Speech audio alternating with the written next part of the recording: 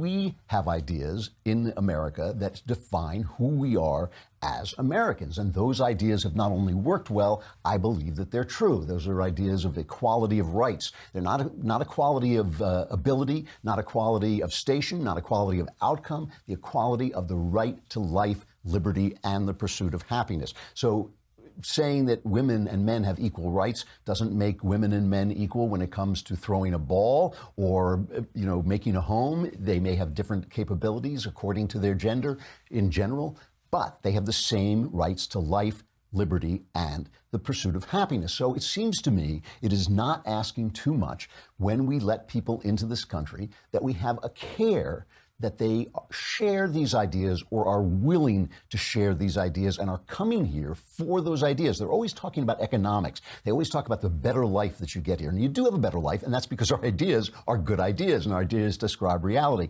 But the important thing is that they share and are capable of sharing these ideas. So we should only let in people who are capable of agreeing with our ideas. Secondly, we need to be willing to teach them our ideas boldly and confidently and say, we don't have to say every idea comes from Athens and Christianity, but they should know the history of freedom. Freedom has a history. It doesn't drop it like the gentle rain from heaven. It was built on certain ideas.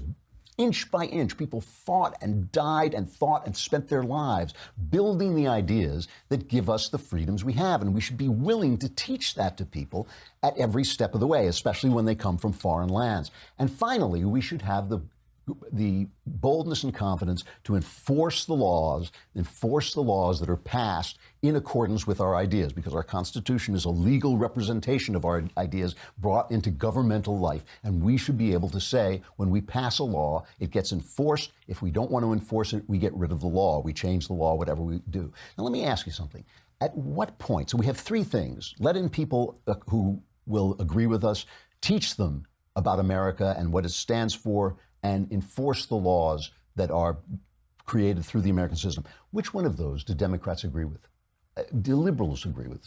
Make it broader. Do leftists agree with? None, okay?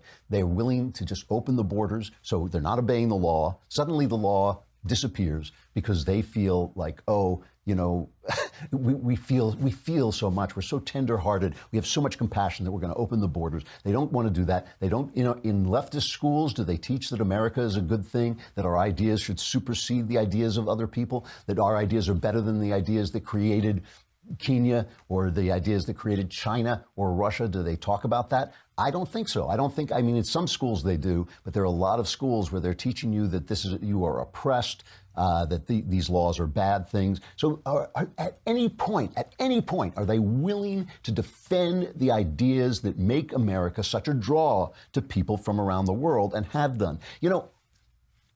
We talk about, Donald Trump talked about the fact that we should be careful who we let in from Muslim countries, especially Muslim countries that are dysfunctional. Chuck Schumer reacted to this hilariously by bursting into tears. I think we have this cut about, this is cut 12. Now, here's the reaction. So in other words, Donald Trump, no great intellectual genius, but simply said, we should let in people who love this country. Here's Chuck Schumer's reaction to that. This executive order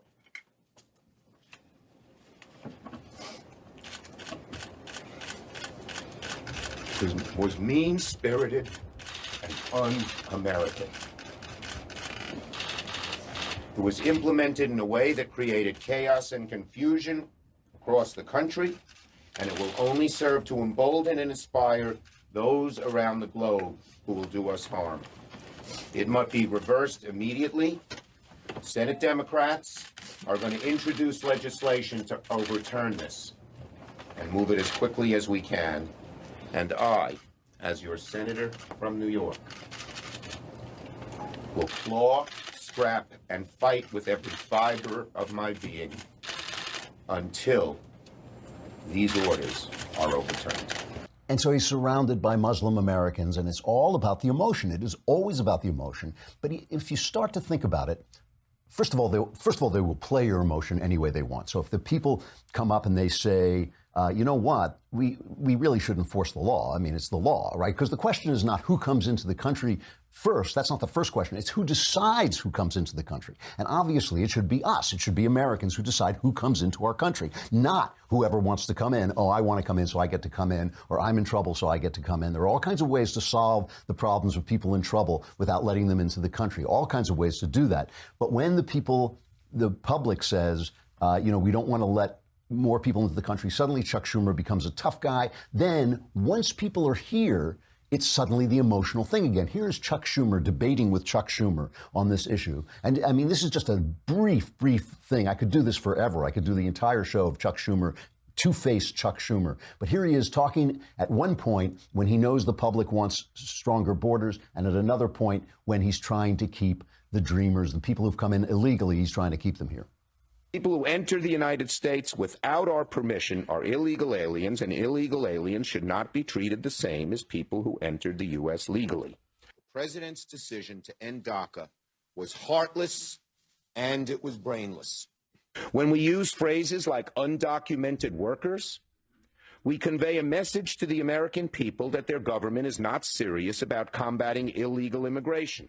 Hundreds of thousands of families will be ripped apart. If you don't think it's illegal, you're not going to say it. I think it is illegal and wrong. Tens of thousands of American businesses will lose hardworking employees. A biometric-based employer verification system with tough enforcement and auditing is necessary to significantly diminish the job magnet that attracts illegal aliens to the United States. They may have known no other country but ours and have voluntarily registered themselves. And so the ratchet always only turns one way, okay? The ratchet, you know what a ratchet is? It's like you've seen ratchet wrenches. That's where it turns in one direction and then it just crackles when it goes back the other way, and then it push it again. It only turns one way. The immigration ratchet for the Democrats only turns one way. They talk tough, but they don't do anything. They never implement these things. It's always the same thing, and they're doing it now with DACA. They're saying, well, give us the dreamers, amnesty for the dreamers now, and we'll give you border security later. But when it comes time for border security, remember, DACA, what it stands for is delayed action. That's what the DA stands for, delayed action. But it becomes permanent because once they're here, Chuck starts crying. Chuck's eyes fill up. Oh, this is the only country they've ever known. And the problem with emotion always is that it's always targeted. It's always targeted to guide. If you don't have a philosophy, if you don't know what you think, if you don't know why you think what you think, let me ask you this question. Here's a perfect way of looking at it.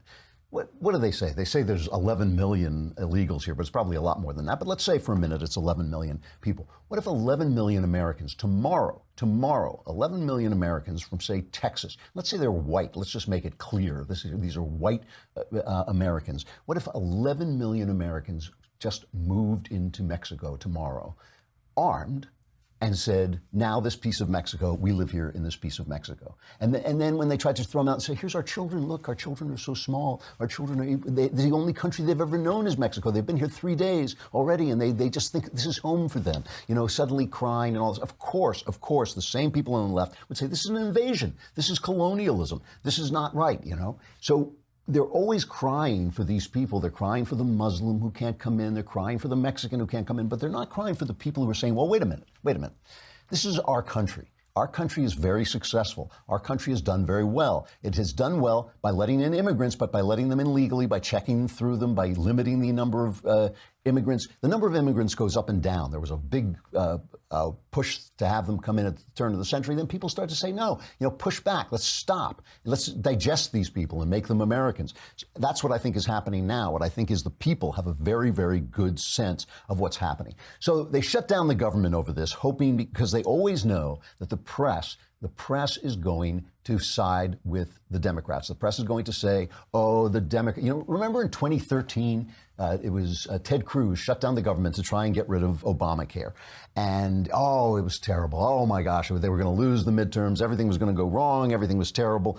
And Obama, if you will remember this, they wrote about this in the Wall Street Journal today, but I remembered it quite well. The Obama administration went out of its way to make sure, knowing that the media would blame the Republicans, they went out of their way to make sure that it would hurt the public that the government was closed. So, for instance, they locked down parks and public lands. And here I'm reading from the Wall Street Journal. On the eve of the 2013 shutdown, Park Service spokeswoman Jennifer Momart emailed colleagues about a scheduled World War II memorial visit by aging or terminally ill veterans. These were guys who fought in World War II, now getting to the end of their lives, right? And they wanted to visit a World War II memorial. And the Park Service spokeswoman asked whether we are physically preventing people through use of some barrier to gaining access. Deputy Superintendent of Operations Karen Curillo replied, yes, signs and barricades. This is the 2013 shutdown caused by Ted Cruz, right, to stop Obamacare. The next day, Park Service spokeswoman Carol Johnson was at the memorial and ready to make a political point as the 91 veterans arrived and were turned away. This is so meaningful to the vets, she told the press. The main thing is we'd like to get back to work and welcome visitors again. The veterans were able to visit the memorial only after Mississippi Congressman Stephen Palazzo and others moved the barrier, defying signs announcing the site's closure. In contrast to this, the Trump administration went out of their way to make sure funds could be spent to keep as many parks open and as many services going as possible. They did not play the public. They did not harm the public to make their point. And it started to look bad. This is why the Democrats caved, and they have caved. They've essentially said, yeah, we'll fund the government, but we want to debate on immigration. So they got nothing. They got nothing. They actually lost this fight. And even when they came out and tried to make arguments, even CNN, their spokesperson, CNN, their outlet, was challenging them on their arguments. Listen to this. Let's take the facts, Wolf. The Republicans are in control of both houses of Congress and the White House. They're in charge. But let me interrupt politely. Senator, they're not completely in control of the U.S. Senate. As you know, they only have 51 votes. The Democrats are in the minority, but you need 60 votes. You need 60 votes in order to be to break a filibuster. So they're not in control of the Senate when it comes to this issue. That's absolutely right. States of America, they're asking us to pass the fourth continuing resolution, which is a temporary measure, very costly to the agencies, doesn't leave us strong in terms of national defense. They refuse to face some of the critical issues. They haven't reauthorized the Children's Health Insurance Program. They haven't reauthorized the community health care clinics. They've refused to even address... But that's in the bill. That's in the bill that was up last night. Yes, the CHIP program is included in it. But frankly, 40% of the services provided these children come from community health clinics, which they refuse to authorize and fund. So can I let's be honest take issue about with this. what you said about Democrats not having control? So true, the White House, the House. But in the Senate, where there is a filibuster-proof majority that is needed to pass, Democrats do have, albeit limited, but they do have power. So that's what was happening on CNN, the Communist News Network. And meanwhile, Trump came out, and Trump is tweeting the whole thing, and he's tweeting this is the Democrats' fault. And so he's reaching people. He's getting the news out. And meanwhile, he came out with this two-fisted ad. This is cut number 9. This is an ad about a illegal immigrant who killed some police officers, was put on trial, and he said his only regret was that he didn't kill more of them. And Trump turned that into an ad, and it is brutal. The only thing that you regret is that you steal too. That's illegal immigrant Luis Bracamontes, charged with murdering 2 police officers. I wish I killed more of those motherfuckers. It's pure evil. President Trump is right. Build the wall. Deport criminals. Stop illegal immigration now. Democrats who stand in our way will be complicit in every murder committed by illegal immigrants. President Trump will fix our border and keep our families safe. I'm Donald Trump, and I approve this message. You know, the funny thing about Donald Trump is that I don't want to elevate him beyond what he is. I mean, he's you can say he's not a politician, but he's acting as a politician. He knows his people. He knows his base. He speaks to them. Sometimes I don't even know what he believes, but he has caught on to something that is simply true. When he went after the NFL for not saluting the flag, when he said, let us say, Merry Christmas, that may be cheap shots, but they're cheap shots at something that is essentially true, which is that we are bound together by ideas, and these ideas express themselves in the little things we do every day, like pledging allegiance to the flag, like saying Merry Christmas to one another, a acknowledgement that our tradition comes through a certain path, that our ideas are based on other ideas, that we got here by a certain way. And Donald Trump has caught on to that and has done it and has fearlessly defended that against cries of racism from the left, which is the only thing they can ever say because all they can see is race, all they can see is the color of people's skin. And the funny thing is, it has nothing to do with that. It has to do with the ideas. But he has also withstood the storm from the right, saying that he's a demagogue, saying that he's using these terrible issues. The intellectuals who understand less than any other people alive, the intellectuals saying, who cares about why are you making a big fuss about the NFL? Why are we can say Merry Christmas, nobody, but the fact is the left has succeeded in making it seem wrong to criticize any protester who happens to be black, as the guys are in the NFL who are disrespecting the flag, and in making it seem that you're doing something wrong by simply celebrating the traditions that got us here. But the traditions that got us here are on offer to anyone. We do not say you cannot have a part of this tradition if your skin is the wrong color or you come from the wrong country. But we do say you have to subscribe to the idea of America to get here. And in what way does the left support that idea? I would say in none. I would say everything they do is to attack that idea, including letting in illegals in a way that is illegal, letting them in against the law. I have no real opinion on who should come here when. I think there are people who know better than I what kind of people we need and where they should come from and what we should do. But certainly, we should decide, and we should decide it according to our ideas.